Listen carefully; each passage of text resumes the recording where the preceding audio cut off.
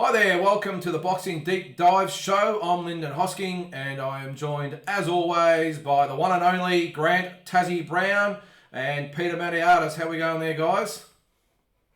Good to be on the show, Lyndon. Good to be back, Lyndon. Peter, my colleague, you've had a couple of good nights sleep, Peter. You're looking refreshed, mate. You look good. Ready to go for the quiz, Tazzie. You better be off the mark quickly tonight. A bit of a tan too, mate. It was a nice day outside today in Melbourne. Yeah. I've been studying, had about, I think, my seventh coffee. I've just been meditating, deep thoughts. So even had a little bit of Joe Biden medication. So for memory. I might be a bit cocky tonight.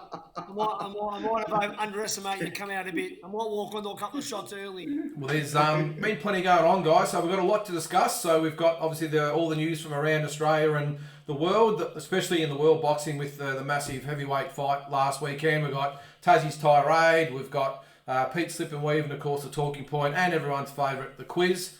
So, yeah, plenty going on, and as Eddie would say, what a big week it's been in boxing. So let's get into it. We'll just go through the Aussie news for starters, Taz, and there's a fair bit going on and news on the Tim Tszyu fight. Yeah, well, it's just been moved, so it's not at the Gold Coast no more due to the hotel quarantine situation. So it's gone back to Sydney at the Quad Bank Arena on November 17th. So that's I couldn't believe that when I read that. So I mean, they've changed that from the Gold Coast, which looked like it was going to be a big show there, and unfortunately, Queensland's missed out and it's gone back to Sydney. So there was obviously some disagreements about the quarantine procedure, and I can't believe that wasn't worked out beforehand. But I mean, yeah, it's a bit of a shame, isn't it? How do you, sorry, mate, I was going to say, how do you pronounce it? Is it Kudos or Quotus, or how do you spell? How do you pronounce it, Pete? Kudos? Yeah, not sure. Whatever it is.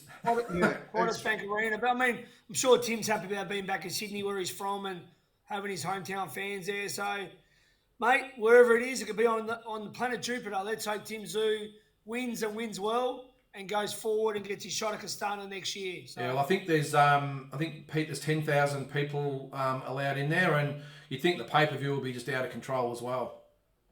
Yeah, it looks like a massive show, doesn't it? Joe Camilleri's also on the show now. Yeah, he's fighting Keon Medillia. I think Wes Kappa's out. Wes Kappa did not want to vaccinate. Oh, I didn't hear this.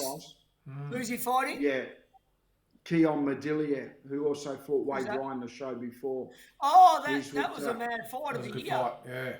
Yeah. So that's going to be a cracker. Yeah, that looks the fight now. I'm not sure the status on Wade Ryan. On Wes Kappa, but he might not want to vaccinate, so he might not be coming across. So is that the way it's going to work as a Pete? So you've got to be fully vaccinated to fight on the card? Not necessarily, but I think when you're travelling borders, it does help with getting things done. So he's not a local, so I stay clear of all that. It's hard enough getting matchups going with fights, let alone trying to work out who's vaccinated and who's not. I've done pretty well, Tazzie, haven't they? The No Limit boys, because I think this is their fifth show or fifth or sixth massive show while COVID's been in effect. Yeah, mate, they're doing well. I've known Matty Rose for a while when he was involved with Mundine's Mundine versus Tommy Brown fight. So Matty Rose is a good dude, and him and his brothers, and mate, they've done well. I mean, look, they've had, Tim has been fighting main events. Paul Gallen's been fighting main events. They've got boxing back on track.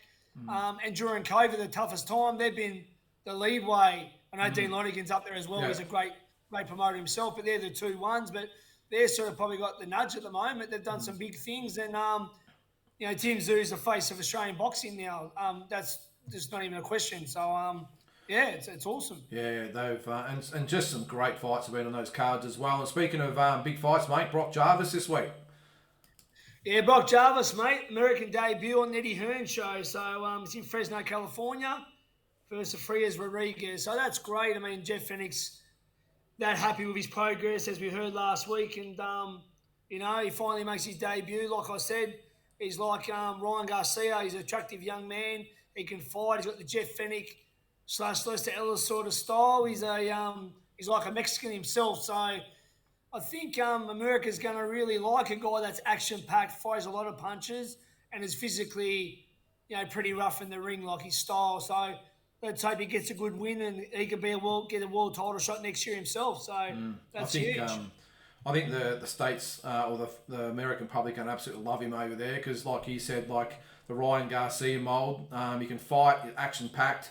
Every fight's like that, and obviously he's got the looks as well. So Pete, this is like Eddie Hearn, the first fight with Eddie Hearn's Matchroom. So just a massive opportunity for him, isn't it? Yeah, it is. And look, they're the biggest group going around. Frank Smith, who's only 28 years of age, he's the CEO of Matchroom. If you don't know much about Frank Smith, he started getting the coffees and the drinks. He started as a 16-year-old at Matchroom for the billiard people. He worked his way up, and now he's one of the best movers at Matchroom. He's actually been in touch with me, but I don't want to say too much, but Richard's a light heavyweights fighting on Dylan White undercard. Dylan White's fighting the Swiss guy that fought Tyson Fury. He's fighting one of those fights. It's going to be a dangerous fight because he gave Tyson Fury the fight of his life. And Farris was offered the fight against Craig Richards on the undercard, but October 30th, it was just short notice. And for Farris, he's not vaccinated yet as well. So it's just a few. If he had been vaccinated, we might have gone over, but he's not vaccinated. So I think he's had one shot, needs to get another shot. But getting back to Matchroom, they're one of the biggest organised now groups in the world. They're up there with Top Rank. They're up there with all of them. And Eddie Hearn's just, he brings a different vibe to the game. He's young. Yeah. His offsiders young. They don't agree with that old set Don King and other people that were, that's our matchmaker, Ron Kratz, and he's 72 years of age. These guys are employing 20-year-olds and 30-year-olds and getting like a real nice hub to it and giving people a go. That's the thing. If you contact them, you'll probably get a run. That's the type of people they are. They give everyone a go. Isn't that awesome though, Tazzie? Like, and what Pete said then, like they've broken the mould of the Don Kings and even the Bob Arums of the world and of the traditional boxing shows. And this is a guy that's doing it. It's great. Obviously, they make a ton of money out of it, but every show he puts on, it's all based around the fans and what the fans want, the fights the fans want, the show that the fans want. And he just does a great event. And as I said, he makes plenty of money out of it as well. But he's gone away from that all about me sort of greedy traditional promoter. And we've all been promoters. We know it's all about the dollars, but the fact he does it with the fans in mind, it's a breath of fresh air, isn't it? Mate, I'm a massive fan of Eddie Hearn. I love the guy. I think he's just what boxing needs. Every show he does is England. I just love English boxing. I think and you got to give your credit to Frank Warren's been a long time guy there too. But Eddie Hearn, just the shows whether it's in Leeds with Josh Warrington or the big show at AJ shows or even Frotch, the later fights and. Just all the guys, he's in America. Like he's coming to America, with blazing guns, mate. The guys that he's signed, Mikey Garcia and so many other guys. He's got Canelo, even though it's unofficial, he's still got Canelo. But Canelo loves dealing with him. Canelo can be with anyone. He's a free agent. But Eddie Hearn, I guess, if it's not broke, don't fix it. He's so far so good. He's loving with Eddie Hearn and. He's just awesome, mate. And like Peter said, he seems like he gives everyone a chance, and it's great to see Brock, with him now. The English girl, Ebony, the Aussie girl, Ebony Bridges has been with him.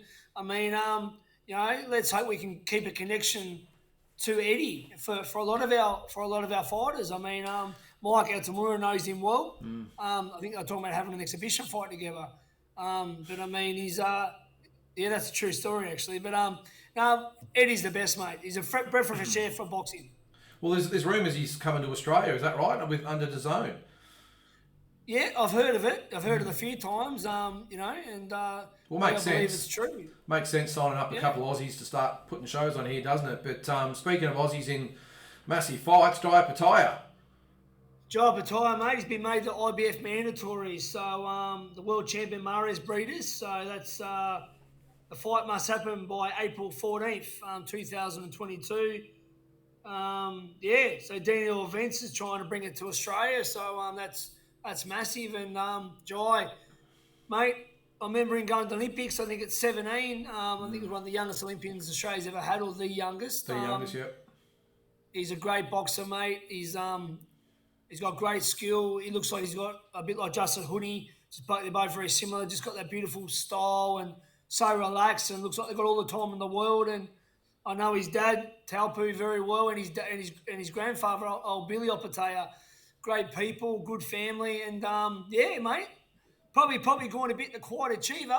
Now he's enjoying for a world title. So hats off to Team Opatea. That's awesome. Yeah, Pete, and I mean, the Breeders' fight is going to be extremely difficult. But if anyone can pull it off, it's Jai Opatea. He's got all the tools, hasn't he? He has, but look, let's go to Brutus's form. I mean, a lot of people thought he beat Usyk.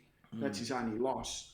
And a lot of people thought he beat Usyk. So we're talking about a guy that's top liner, a supreme top liner. You know, people are saying Usyk's the only guy who can beat Tyson Fury. So we're talking about guys that are in the top 1%. So hats off to Opatea for having a go. And we'll be all in his corner. But, you know, he's climbing a very high mountain there. The good thing about it too, Moses, isn't it? I mean, he's you know, going for the top dog. He's the top dog, mate. You work your butt off to get to number one, and you deserve all the fruits. You deserve all the spoils of, you know, you get your shot. I mean, it's like Shannon Taylor. I remember going to Caesar's Palace main event fighting Sugar Shane Mosey, undefeated, just beat De La Hoya, number one pound for pound, and he gave it a crack. He only come off unlucky, but at least he'll never die wondering that he fought the top guy. And you get some money as well, which is obviously, you know. So it's good on all these guys. Gambosis, Jai, Tim Zoo next year. I reckon it's awesome.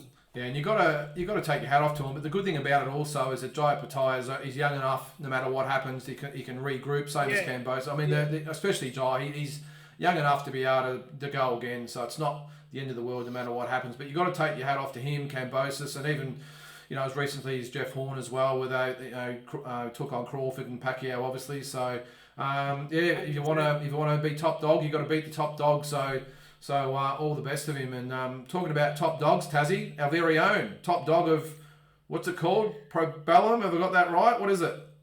Probellum. I think, look, my very dear friend and brother, Mike Altamura, who you know, I hold in high regard as one of my dearest friends and one of the best boxing brains in the business. And I'm pretty picky with who I rate with boxing because I think I'm pretty bloody good myself.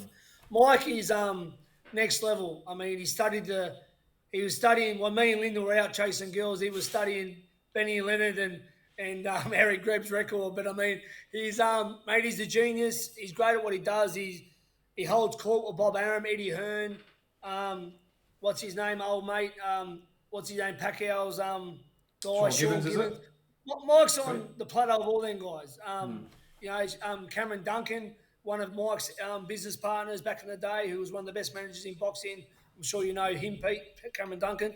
So Mike's the best in business. He's been with MTK. Now he's finished there. Now he's with Richard Schaefer. Now Richard Schaefer's a smooth operator. They reckon he was the backbone behind Golden Boy before Oscar got on the coke. So you know, he's doing great things. Richard Schaefer now he's found the great Australian from the Greensboro gunslinger, Mike Altamura. So congratulations to Mike from all team here at Deep Dive.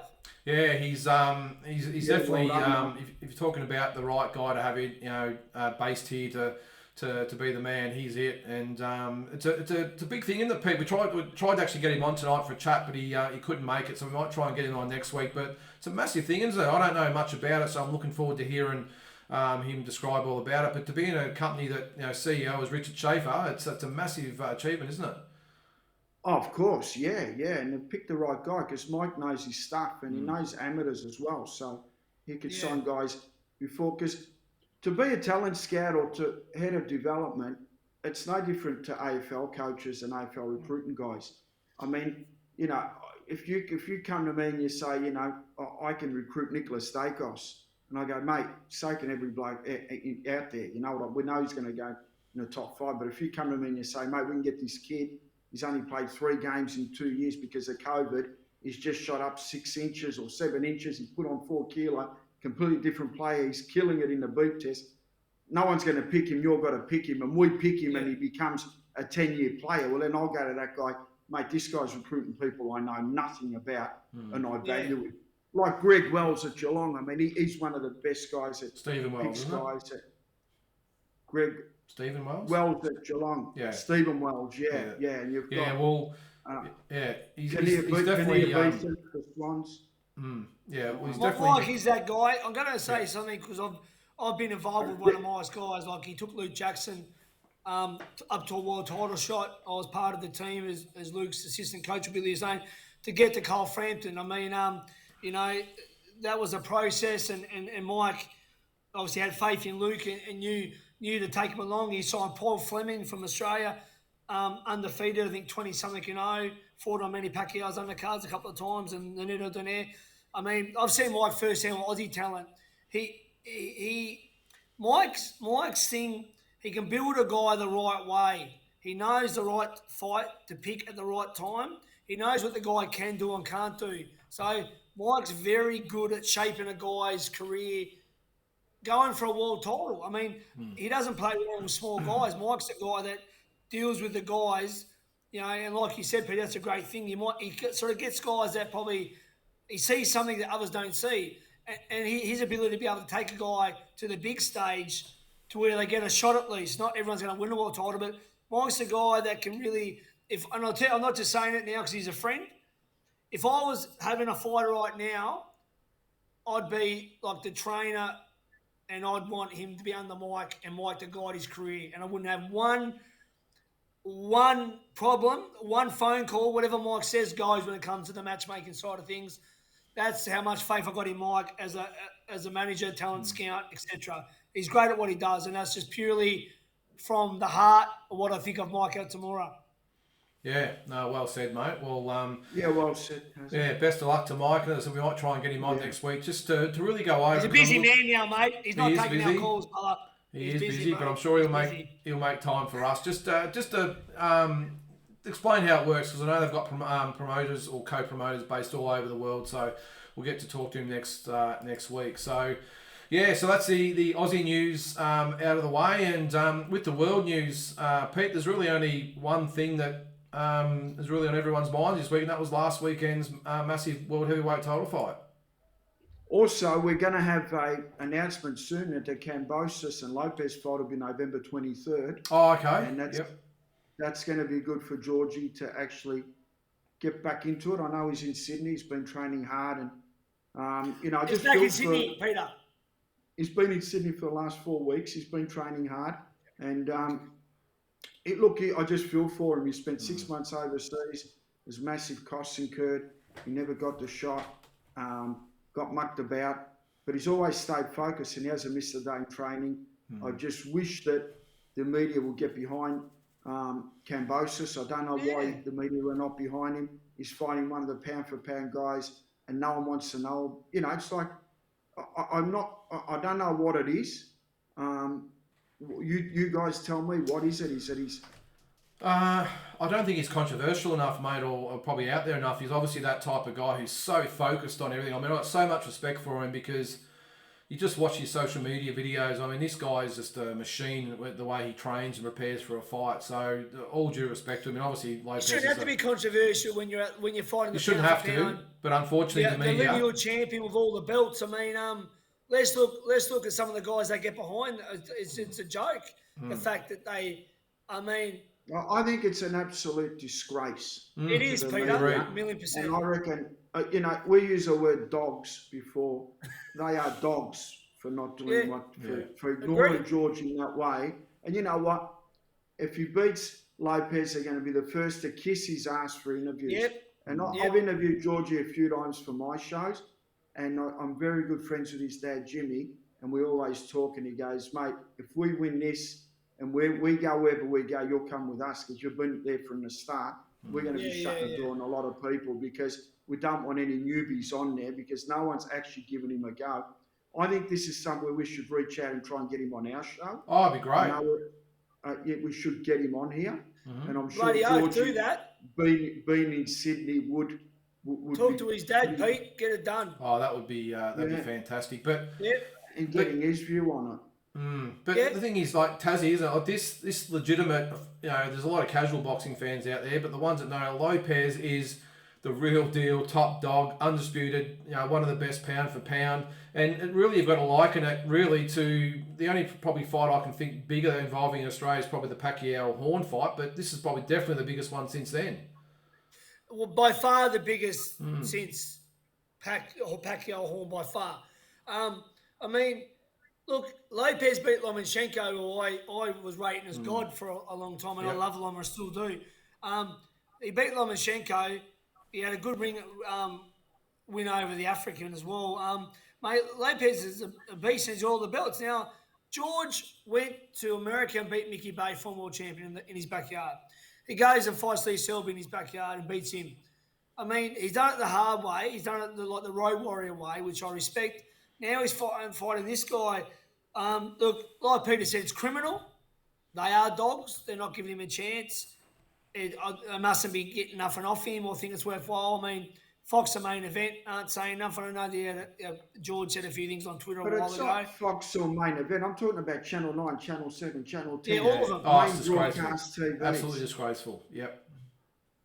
What's the problem? I don't. That's it. When we mention controversial, when a boxer is controversial to get media, we go, "Oh, he's bad for boxing." Why do all these boxers like that? Jeff Horn's not controversial. Trying to get the spotlight. Yeah, I think. Sorry, I was just going to say in regards to Jeff Horn, mate. I don't know the management marketing team behind George, but I've got a feeling that might be real. I don't know. I'm just sort of guessing because one thing you can say, like Jeff Horn, exactly right. Tazzie, not controversial. He's quietly spoken. Probably the most boring person you could, with all due respect to Jeff, we love him, but he's a pretty boring type of person. He'll probably be the first to admit that. He's a family man and all the rest of it. But he had the absolute best marketing promotional team in the business or it wasn't DNL then, it was Duco. And they have a marketing team that's their sole job is to get him out there. And I've just got a suspicion maybe he needs a new team or a different, a team that probably needs a bit more proactive. That's probably the only thing I can think of because you're right, Pete. He's not front and centre, and he absolutely bloody should be. I can't work it out. Do you know his promotional team, Pete, or his marketing team? Do you know anything about that, or? No. I mean, but he's. I know he's with Diabella. I mean, he's got a contract. Well, but see, that's a little bit of the problem, though. Diabella's, who's obviously a very powerful Peter promoter Khan as well. Yeah, but he's based in the States, and it's obviously, even especially with COVID now. But I just got a feeling you've got to have that marketing team behind you. They spend all this money on everything else, the camps and all the rest of it. I think you've really got to invest in a marketing team. There's only so much you can do on social media. Good idea, Lyndon. Make him known in Australia. Yep. He's one of the few guys that's done 3 training camps with Manny Pacquiao.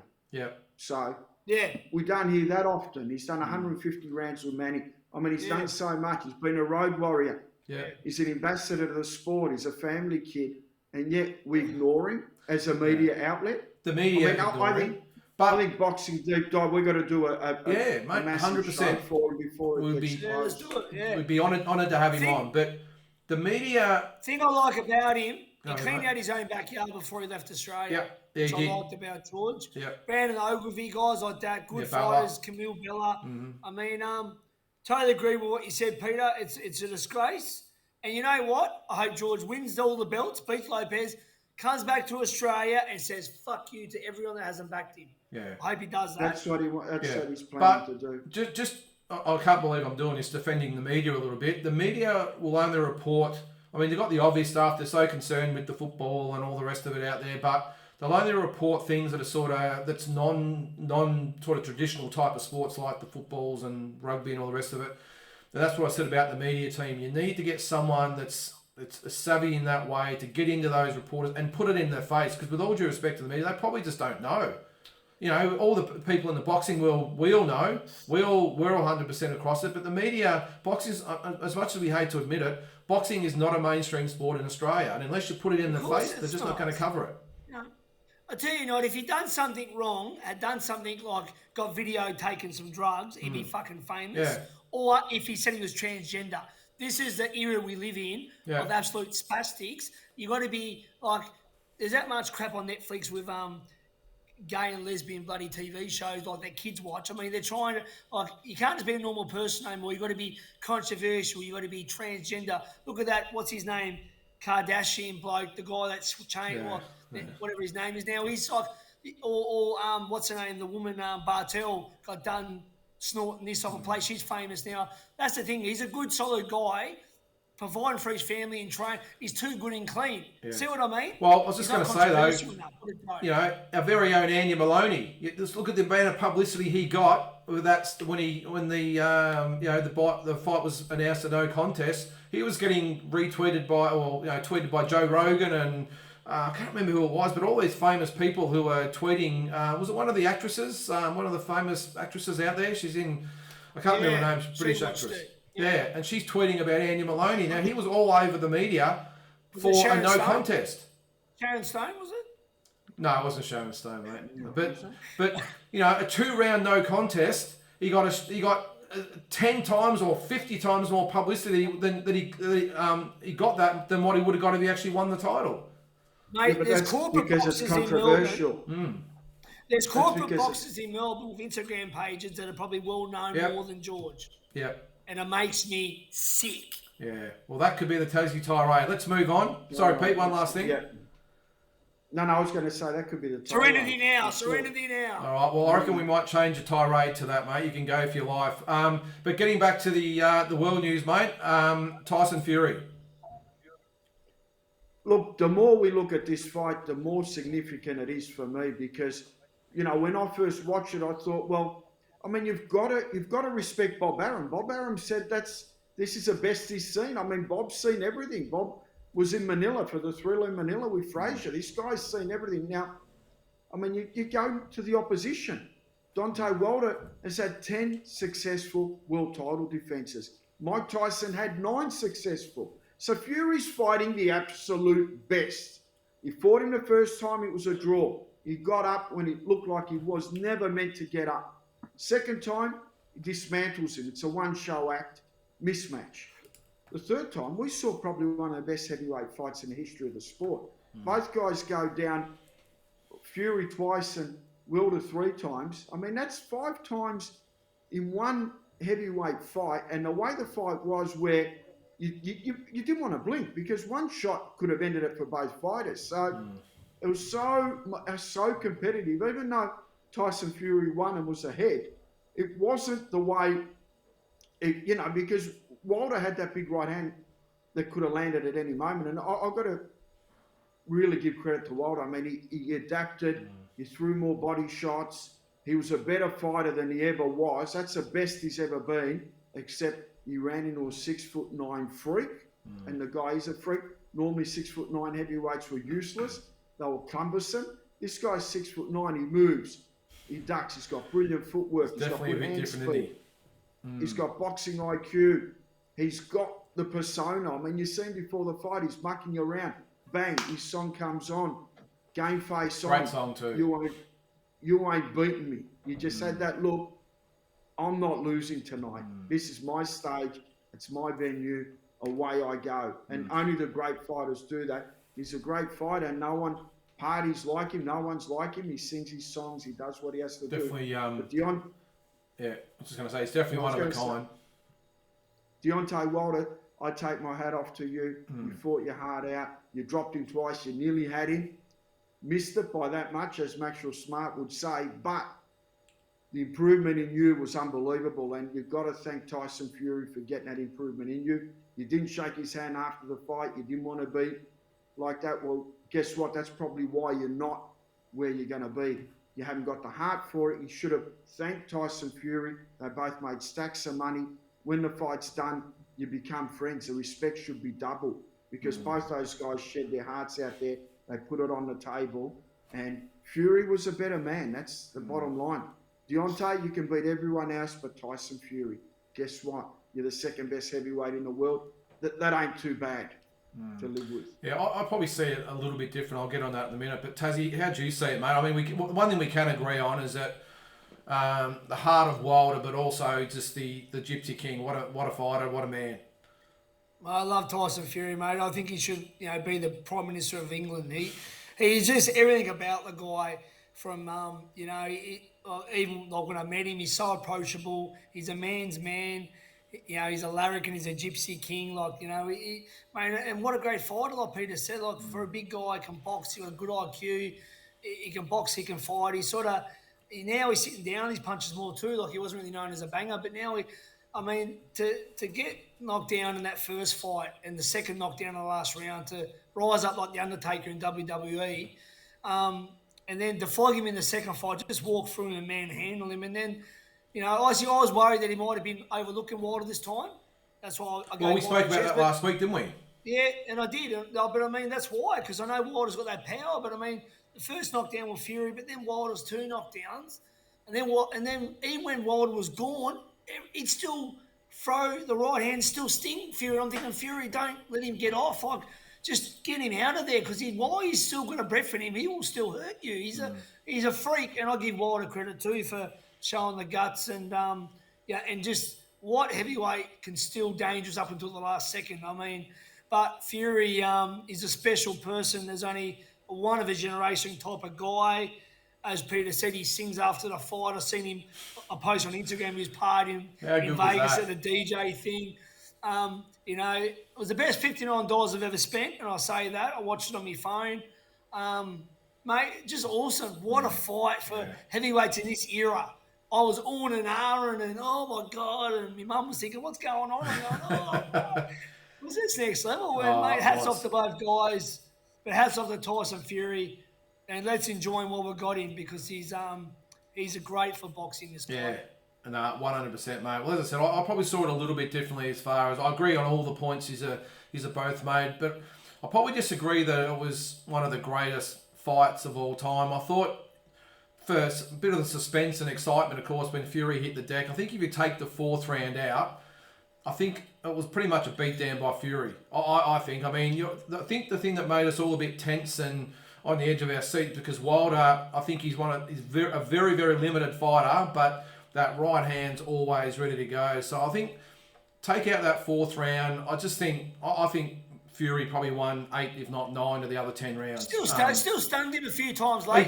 He did. And I'm not saying he. I think every time he landed, Yep. he stung Fury. Yeah, I think Wilder.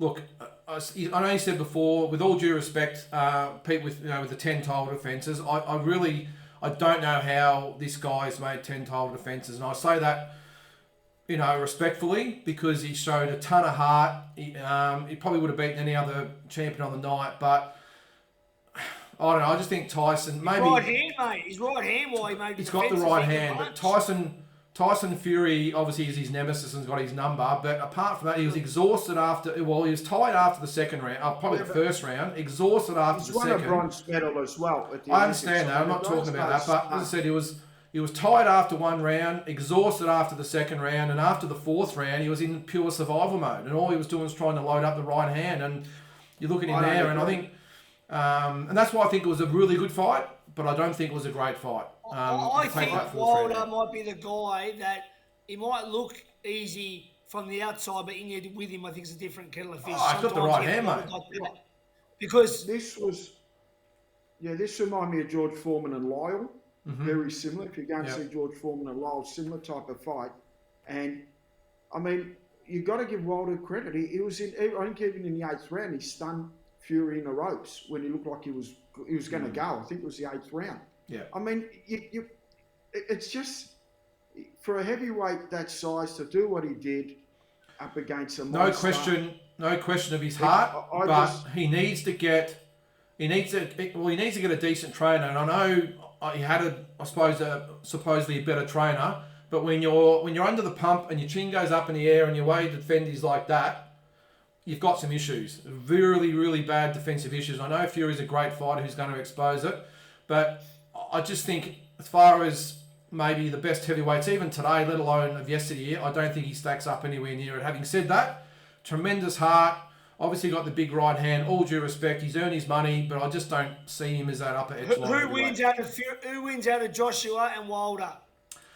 I think, that's the funny thing. Wilder, I think boxing ability, Joshua beats him 100 times out of 100, but the thing is, all he's got to do is land one right hand, it's all over. Because that's literally all Wilder's got. But it's quite possible. I actually think Usyk could probably beat Wilder, just simply because he's awkward, he's got the style, and he's hard to hit. Can Usyk bother Fury? I think he can.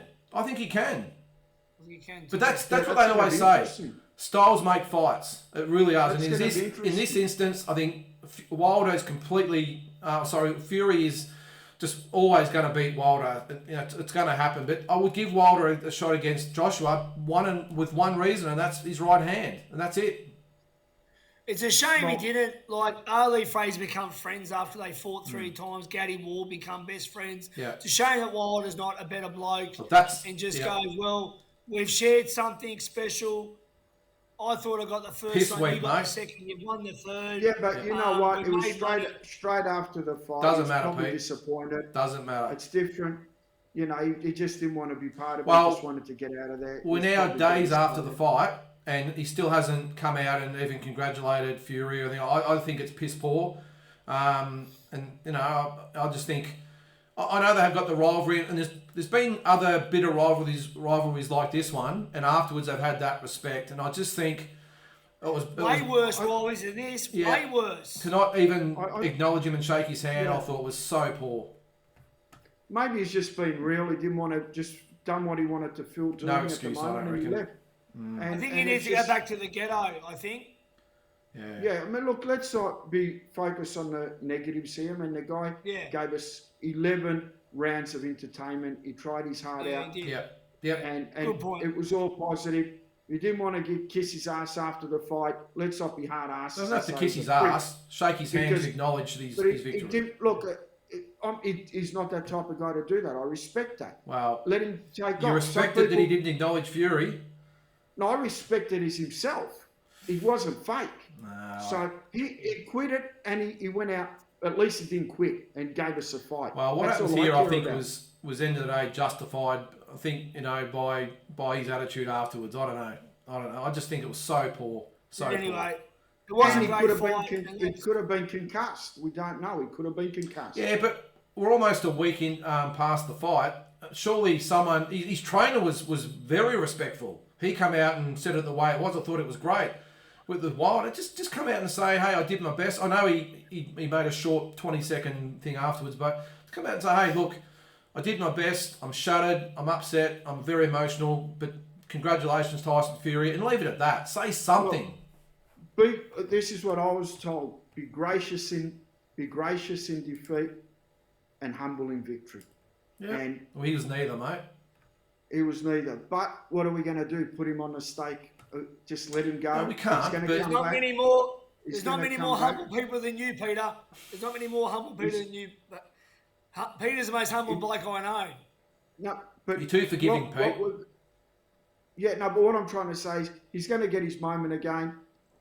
If he fights Joshua, I reckon he knocks Joshua out. He could, yeah, it's possible.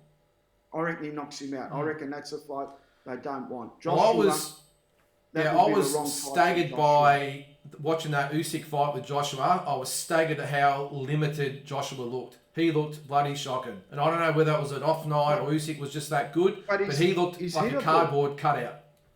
He looked like a bad Frank Bruno. He did. He did. Yeah, no, but Bruno, this is how I judge fighters on their rematches. When he fought Ruiz in the desert, in Dubai, wherever, he treated Ruiz like he was 10 times Mike Tyson. He just looked scared the whole time. And Ruiz isn't a puncher. If you're doing that to Ruiz, imagine someone like Wilder with a right hand with a sledgehammer. He's going to put you to sleep. Bad fight for Joshua. Bad fight. That's what I'm trying to. That's what I said. They're smart enough to say. Maybe they didn't want it. Yeah. As I said, that's what they didn't want. As I said, I think Wilder is so limited, but that right hand is just that's his get out of jail card. And Joshua's shown that he can be decked. So I actually think it's a. I can't believe after I've said that about Deontay Wilder that I'd probably back him like you to beat Joshua. But it's just styles. Right hand, Lyndon. Sorry, mate. I wish I had his right hand when I was fighting. Be nice, wouldn't it? Be nice. Well, now we've found out Tyson Fury, Daylight, maybe Wilder, and then probably Joshua Usyk. I mean, they're going to have a rematch. That's going to be interesting. The heavyweight division, Dylan White's up there as well. Yeah. Dylan White's got a fight coming up October 30th at the U2 Stadium. Look, against a Swedish heavyweight. I think the main thing to consider is that end of the day, it was a massive world title fight, 20,000 people at the T-Mobile Arena, the home of boxing, Las Vegas, Nevada. The whole world's talking about the fight. So you're right, Pete. Let's forget about all the negatives. The positive was that there was girls I know that don't watch boxing saying how they watched it. Like it attracted like a Conor McGregor style thing. Yeah. Yeah. You know, and I'm the same. Both my two young sons who aren't real boxing fans, probably more UFC more than anything, both sat there for the whole fight and barracked for it. Sitting in the bed without dessert, Lyndon. Yeah. Sitting in the bed without dessert. But, you know, my wife who, you know, sat on the edge of her seat screaming and yelling at the TV, I mean, it was awesome. So it was really good. And just on the UFC thing, I think it's just a proof that the UFC can have all the, you know, supposed big fights and all the rest of it. But the day you put on a massive world title fight, boxing You wins say UFC, for dead. Lyndon? Come on, mate. All right, well, look, end of the day, look, as I said, great for boxing, and yeah, can't wait for what happens. You know, we've got the Joshua Usyk rematch coming up, and Pete, is it Dillian White's? He's fighting soon. When's that? Yeah, that's October 30. That's at the U2 Stadium, and he's fighting the Swedish guy that actually gave Tyson Fury nightmares. Oh, you said that. Sorry, yeah. What's his? What's his name? He's 17-1. I just. Yeah, he's fighting him, and it's at, as we mentioned, U2 Stadium. It's Wallin, Otto Wallin. Yeah. And if we can remember, he gave Tyson Fury nightmares. That was a very close fight. Yeah. Did you see the undercard? Did you see the big Swiss heavyweight that beat the Helios. Helios. Big the boy. Big Finn. Yeah, I don't think he poses much problem, but there's a lot of European heavyweights coming up, so it's going to be an interesting division now. We always used to judge boxing by heavyweights, and we moved away from it. But it looks like now Tyson Fury has made heavyweights the flavour of the month. I mean, I remember in the old days, the big fights and the big money would always go to heavyweights. It was just the way boxing was. And welterweights wouldn't get the money they deserved. And then you swing back to Floyd Mayweather and Pacquiao. They were getting $30 million a fight. Heavyweight defences were getting $1 million a fight. Ray Leonard was one of the first ones to bring the attention down to the lighter weights. You know what I mean? Him and Hearns and but you know, one of the richest little men fight ever, Michael Cabahar versus Humberto Gonzalez. Yeah, well, they get paid. Michael Cabahar was over $1 million each, I think. Yeah, big money back in the day. But yeah, there's no doubt that the heavyweights are definitely the barometer of the sport, aren't they? But we've got to move on, and it's time for everyone's favourite, Tazzie's Tirade. So, Tazzie, what do you got for us tonight, mate? All right, guys. Seriously, what is the Australian media's problem with George Gambosis? Tell me now, why isn't this champion getting front page, back page, interviews, today, tonight, current affair, 7, 9, 10, 7+, whatever other crap channels you got? It's like what's going on? A guy goes over to America. He beats Mickey Bay, ex-world champion. He goes to England. He beats Lee Selby. He's over there. He's been sparring 3 camps or 4 camps or 10 camps of Manny Pacquiao, hundreds of rounds. Pacquiao rates him. He's fighting Lopez, who he beat Lomachenko for all the belts. All the belts. He's been postponed 3 or 4 times. He's been back and forth from America, based in America. Why aren't you guys getting behind him? He's here in Australia right now in Sydney.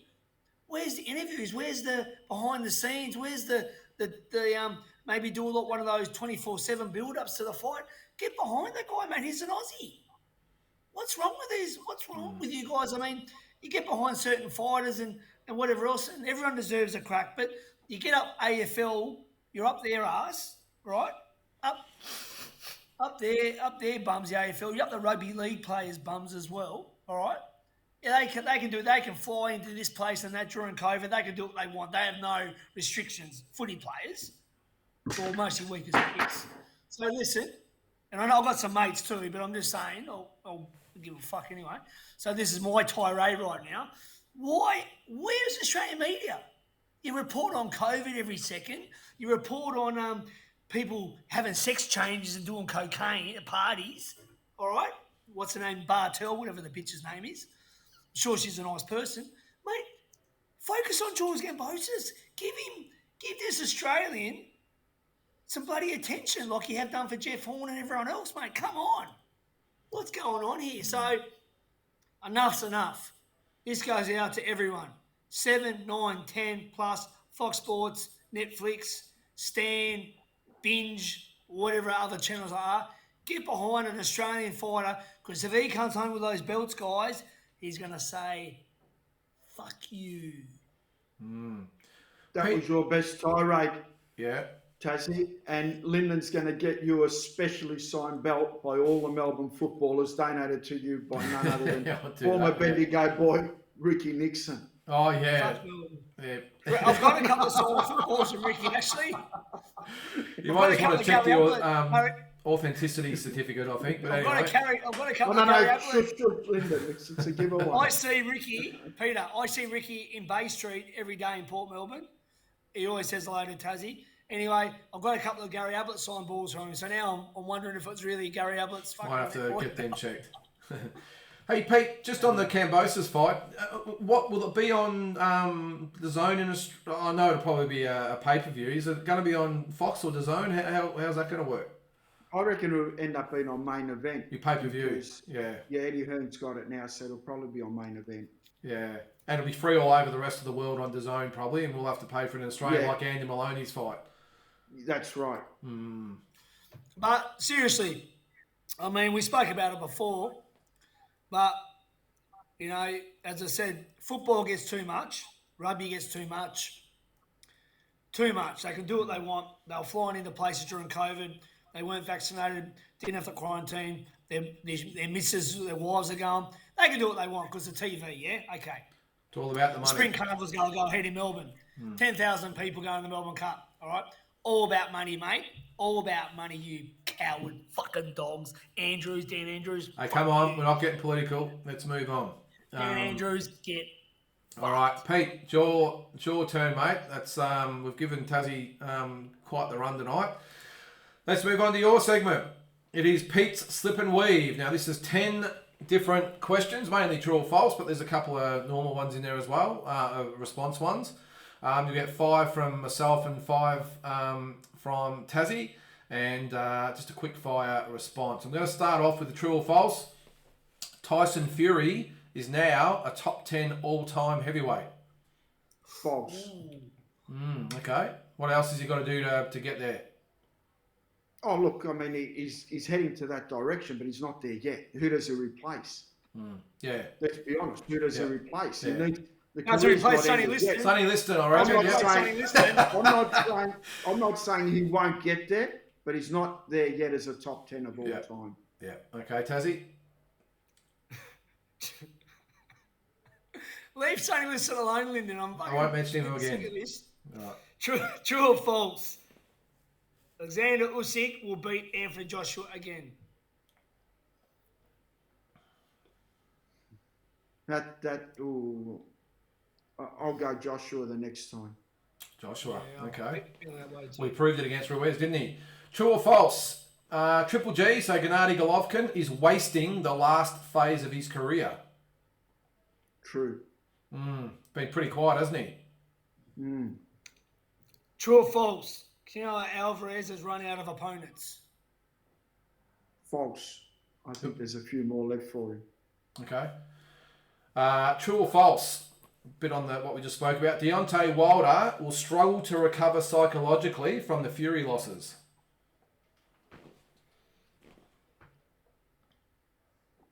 I'd say false. I think he can recover. Okay. What is the biggest promotion that you've been part of? With fighters on cards or where I've actually... That you either promoted or co-promoted? I co-promoted Randy Pedalcore and Felix Alvarado, IBF world title. I did that with Sean Gibbons, Knucklehead, MP Promotions. Manny Pacquiao paid all the bills and got the sponsors. So big shout out to Manny. Really appreciated that. And unfortunately, we did everything we could and my guy got stopped in 7 rounds, but we paid all the bills and we put on a world title fight. And it's nice putting on a promotion when you don't have to pay the bills, isn't it? You put your fighter on the line and, you know, we could have taken other fights with Randy, but we took the top dog and Alvarado was a top dog. So, well, speaking of the shows you've promoted, Pete, what's the best fight that's ever been part of it? Not the biggest fight, but the best fight.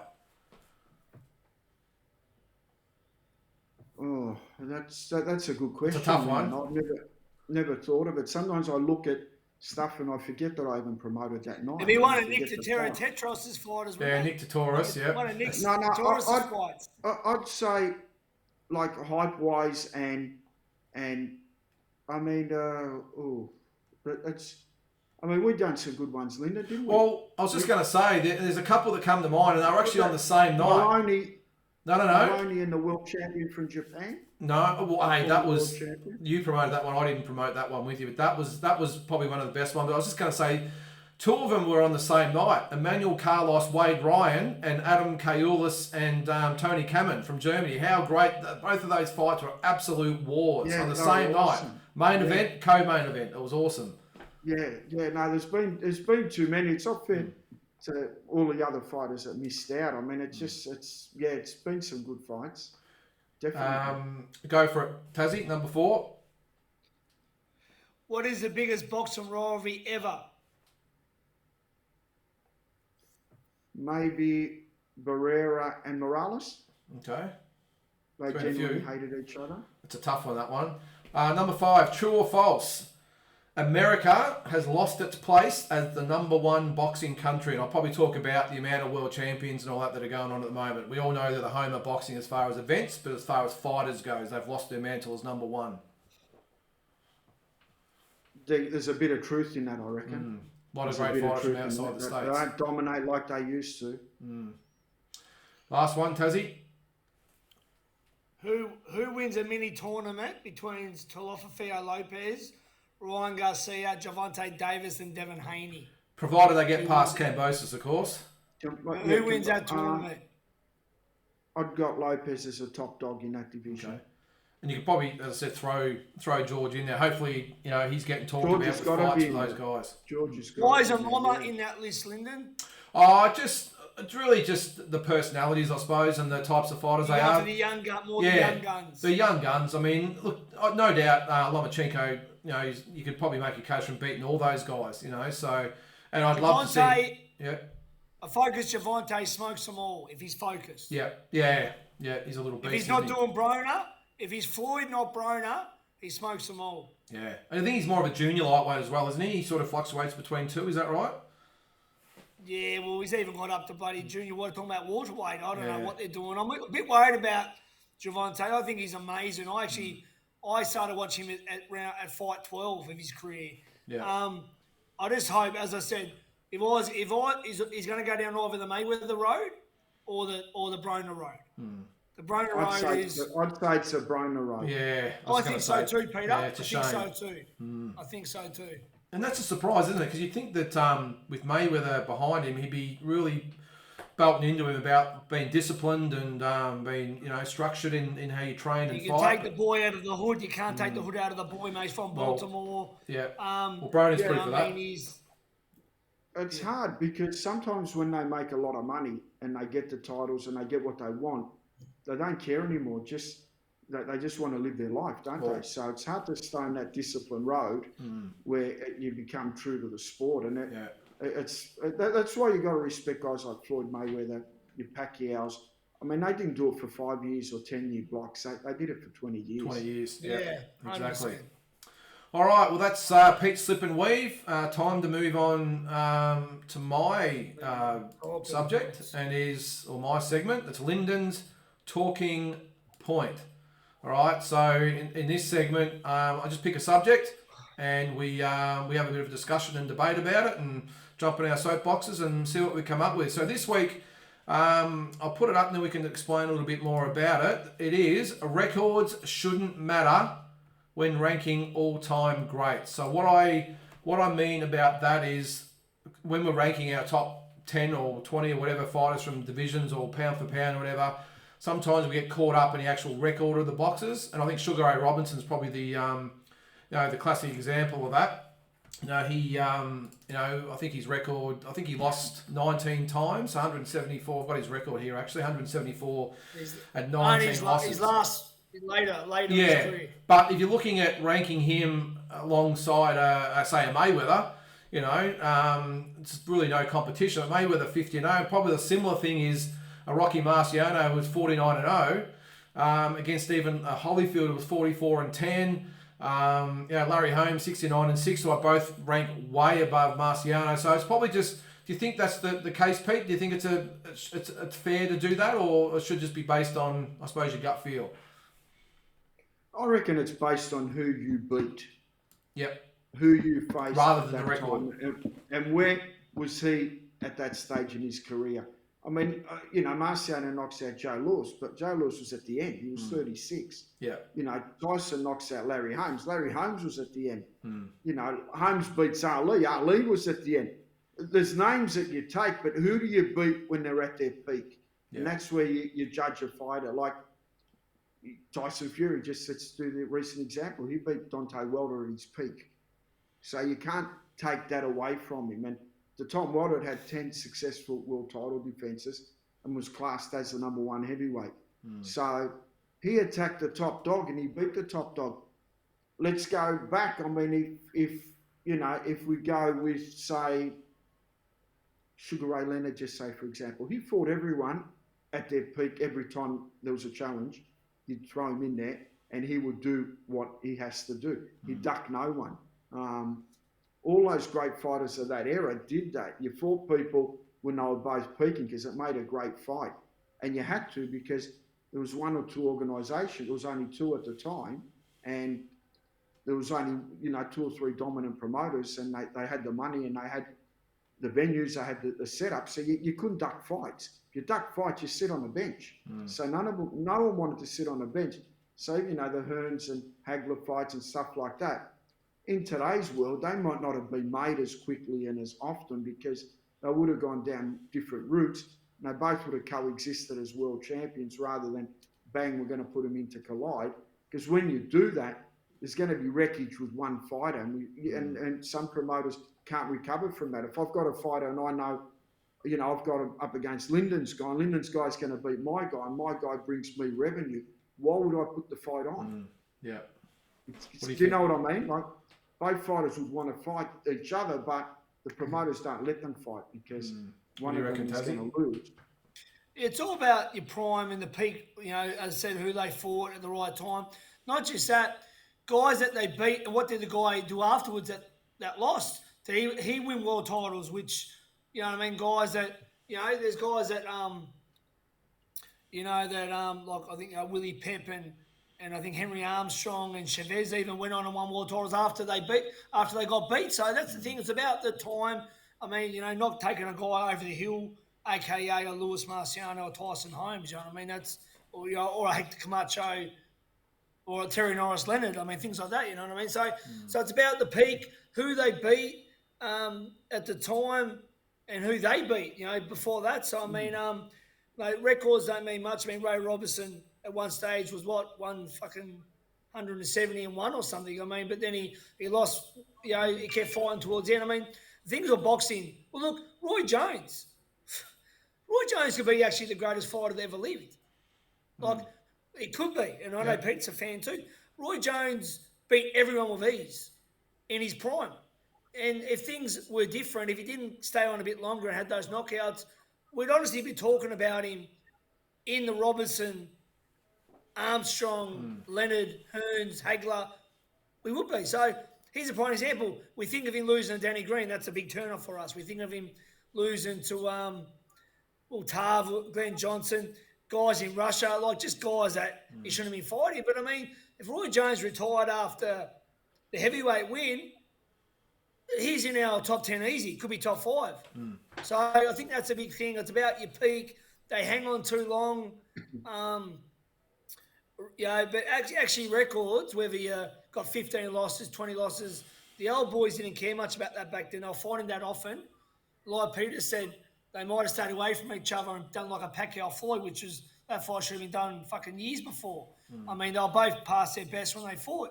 I mean, you know, I think it's about the peak, who they beat, who the guy they beat, what he done afterwards, not about the actual 20 and 15 or 20-0 or 20-2, or I don't think that's my opinion. Well, the reason I'll probably put it up because I've probably been one that's been frustrated over the years, especially a Rocky Marciano, and I've got all due respect to Rocky Marciano. He's a great fighter, but everyone always says 49-0, 49-0, 49-0. Italians do that. Italians do that. But as I said, I don't rank him, or we did our top 10 rankings, heavyweights of all time. I didn't have him in it because I think even the Holyfields and Joe Frazers and out of the world are above him. But that was probably my main thing. And even Floyd, I mean, I'm a massive Floyd, I won't say a fan as far as a fighter, but a fan of his achievements.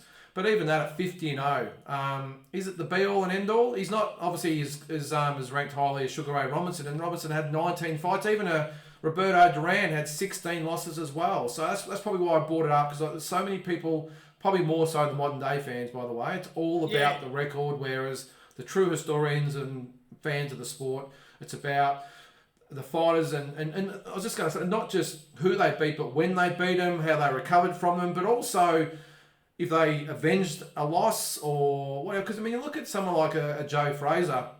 I love Joe because he obviously beat Muhammad Ali pretty much when he was at his peak, and even though he lost to him twice after that, gave him two hell of a fights, you know, and I think he doesn't sort of get judged properly. And you look at Sugar Ray come back and beat Duran, and everyone knows I'm high on Chavez as well, and that's based on a fight he actually won. I mean, he ended up losing, what did he lose, Pete? 6, 7, 8 fights, whatever in the end, I think Chavez, or 5 or 6, but I ranked him in my top 10 of all time because it was the Meldrick Taylor fight. True champions win when they can't, or they get up when they can't, and Chavez did that. So I think that's more... I had Chavez in mine as well. Yeah. Right? Chavez, a lot of guys Chavez beat won world titles after Chavez beat him. And it's a bit like Pacquiao. Guys have won titles after Pacquiao. I mean, that's a big thing I look at. I know Mike Tamura does as well, to see what guys do afterwards. You know what I mean? Yeah. If a guy goes on and wins all these fights, well, it looks good for you, doesn't it, when you've beaten them? And even, your favourite, Pete Manny, I mean, he lost eight times, but geez, he's probably one of the most beloved fighters of all time, and probably in everyone's top 5 or 6 fighters of all time as well. And the guy lost 8 fights. Yeah. So it doesn't matter. I mean, everyone's different to the way you judge a fighter, but I judge them with who they fight at that time. Even like his last fight of his career was meant to be up against Errol Spence, who's considered, along with Crawford, as the best pound-for-pound welterweight. Yeah. And Manny's closing in on 43 and wants the fight. He's training his ass off to get in there because that's who he is. I mean, I remember I spoke to a guy when Manny was just starting out, and the guy said, "Here's 5 names, Manny." Okay, here's 5 names. Toughest, easiest. Which one you want? Bang, the toughest. Didn't know who he was. That's a fighter. Yeah. I don't know any of them. Which one's the toughest? That one. I'll fight him. Don't doubt it. Don't doubt it one bit. Yeah. That's Manny. Yeah. And that's why I think so many people love him and admire him so much. And I'll tell you a guy, guys, who forget about whatever he's doing at the moment, but let's just talk about his career. And even though he didn't win these fights, probably Oscar De La Hoya fought everyone in his generation. He fought Chavez, Whitaker, Trinidad, Corte, Hopkins, Mosley, Vargas, Mosley, Vargas, Floyd, Manny, Pacquiao, so many other guys as well. At their peak. All different crossover eras. De La Hoya's fought them all. Yeah, that's a fighter. Oscar's a fighter. Fucking Right Oscar, down mate. He's Oscar done De La Hoya, everything. mate. Yeah. Oscar was... Let's hope he doesn't. Again, yeah. A couple of things different in his career. I believe he changed trainers too often. De La Hoya could have been a top 10 pound for pound as well on talent. De La Hoya at his best could beat anyone. If you're doing it peaks of time, at his peak he could beat anyone. He's that fast power. I think he changed trainers a bit. Some of the big ones, he could have won the Trinidad fight, we know that. It could have been both Mosey fights he could have won. I don't think he should have fought Hopkins at middleweight. Yeah. But he almost beat Floyd. De La Hoya, do you agree, guys? De La Hoya could have been a top 10? Definitely. Talent-wise? Yeah, he could have made a strong case. Yeah, he was that buzz in boxing, wasn't he, back then, for that 5 or 6 years, 7 years.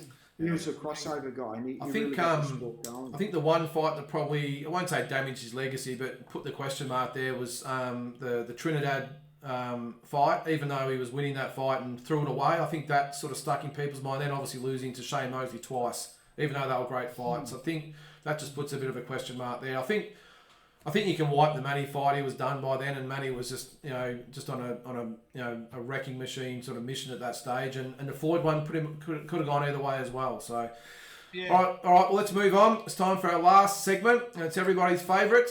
It is the boxing deep dive quiz. Tazzie Brown versus Peter Maniatis. There you go. So we all had plenty of sleep, boys. Had plenty of protein shakes today. We're all ready to go. I had a late night last night. Oh, did ya? Okay. Yeah, I didn't get home till late. I broke curfew. He's got the excuses going already, Pete. All right. Curfew Pete, Tazzie, you won last week, didn't you? Yeah, yep. Easy work. Easy work. All right. So just to go over the rules again, just got to yell your name out. I will then say your name to give you an opportunity. If you get it wrong, the other person gets an opportunity to answer it by themselves. We need full answers, and my decision is final. Okay. Number one. Less questions. Sorry, mate. No Leicester questions tonight. Questions. I'm trying to look after you a bit tonight, Tazzie. We'll see how we go. All right, number one. So we've got 5 Aussie questions and then 5 world questions. So number one, how many defences did Jeff Fenik make of the IBF Bannerweight title? Tazzie. Yes, Tazzie. 2. Wrong. Pete? 3. Correct. 3. I thought it was actually more than that, but it was only 3. It was Shingaki in the rematch, Jerome Coffey and Steve McCrory. All right, number 2. An Anthony Mundine question, Tazzie. Who did Anthony Mundine fight in his first fight outside of Australia? Tazzie. Just Tazzie. Zvenoki. Wrong. Pete?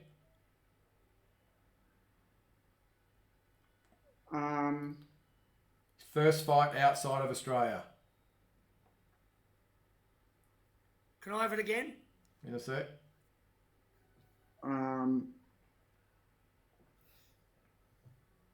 3, 2, Gone, no.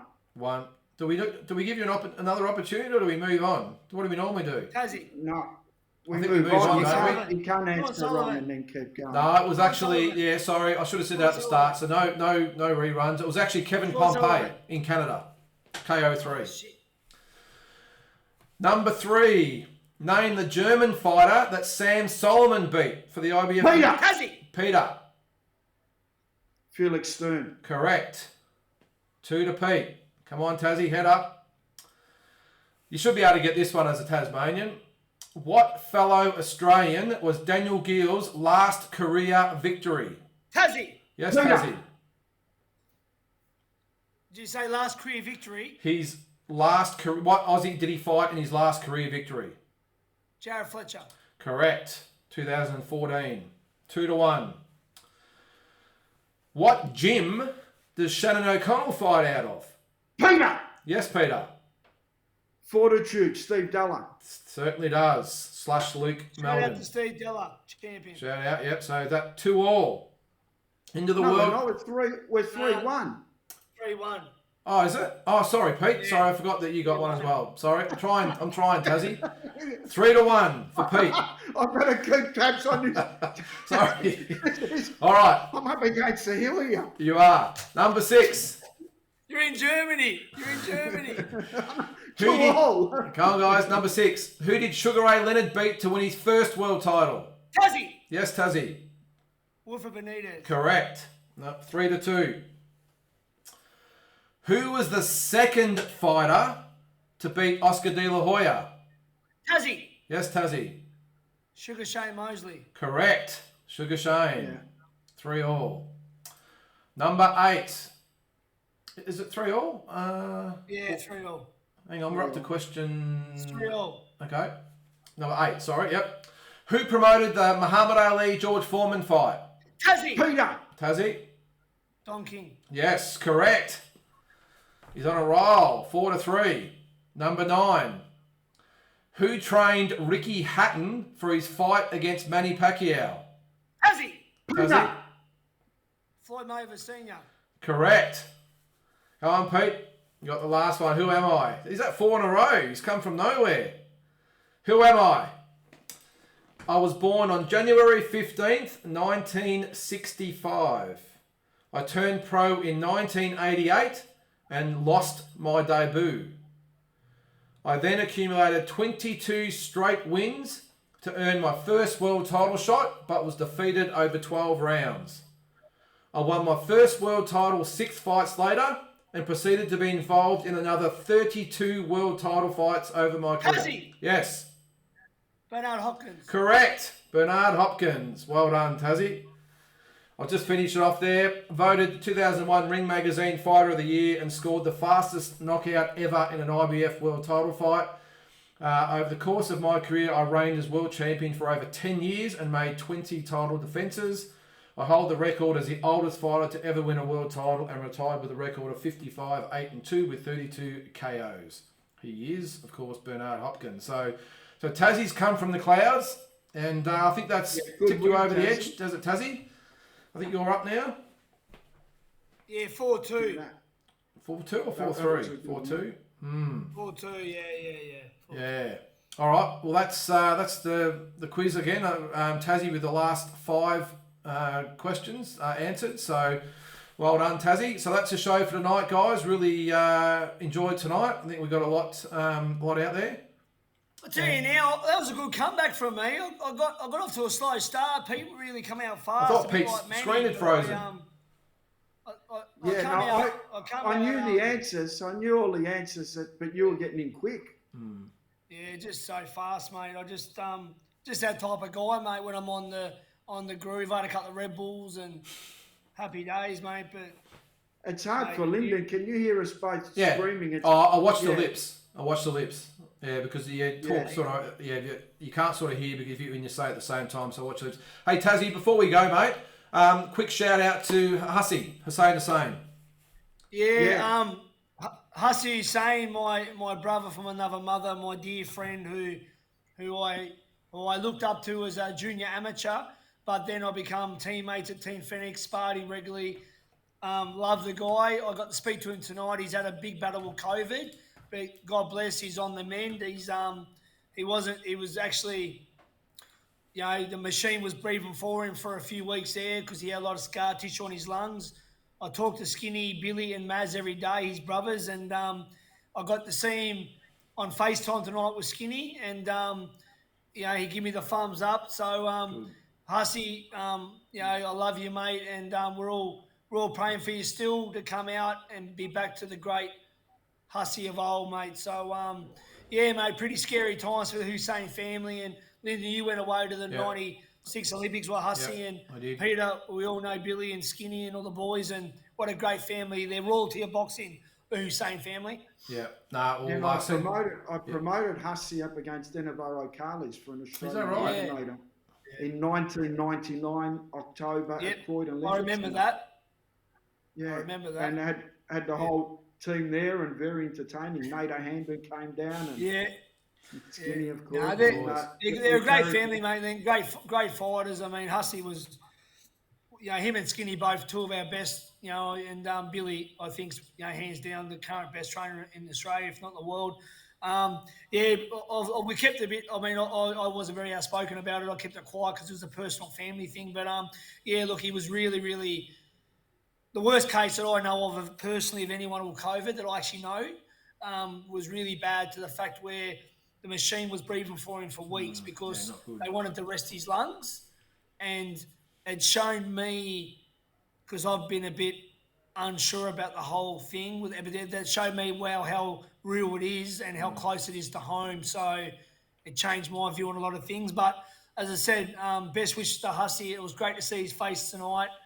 And, that's well said, guys, and all the very best to Hussey and the family. And for us, guys, we'll see you next week, and look forward to Pete. I expect a lot better from you next week in the quiz.